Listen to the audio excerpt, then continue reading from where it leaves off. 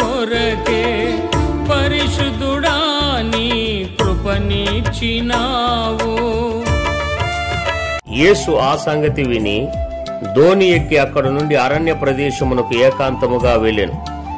జన సమూహములు ఆ సంగతి విని పట్టణముల నుండి కాలినడకను ఆయన వెంట వెళ్ళిరి. ఆయన వచ్చి ఆ గొప్ప సమూహమును చూచి వారి మీద కనికరపడి వారిలో రోగులైన వారిని స్వస్థపరిచెను. సాయంకాలమైనప్పుడు శిష్యులు ఆయన యొద్దకు వచ్చి, ఇది అరణ్య ప్రదేశము, ఇప్పటికే ప్రొద్దుపోయెను. ఈ జనులు గ్రామములోనికి వెళ్లి భోజన పదార్థములు కొనుక్కునుటకే వారిని పంపివేయమని చెప్పిరి. యేసు, వారు వెళ్ళనక్కరలేదు, మీరే వారికి భోజనము పెట్టుడని వారితో చెప్పగా, వారు, ఇక్కడ మన యొద్ద 5 రొట్టెలను 2 చేపలను తప్ప మరి ఏమీయూ లేదని ఆయనతో చెప్పిరి.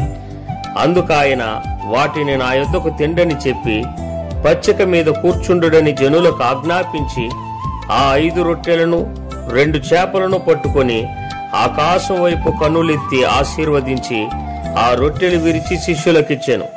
శిష్యులు జనులకు వడ్డించిరి. వారందరూ తిని తృప్తి పొందిన తరువాత మిగిలిన ముక్కలు 12 గంపల నిండా ఎత్తిరి. స్త్రీలను పిల్లలను గాక తినిన వారు ఇంచుమించు 5,000 మంది పురుషులు. నీ పరిచర్యను చేయుట కొరకే పరిశుద్ధుడా నీ కృపనిచ్చినావు.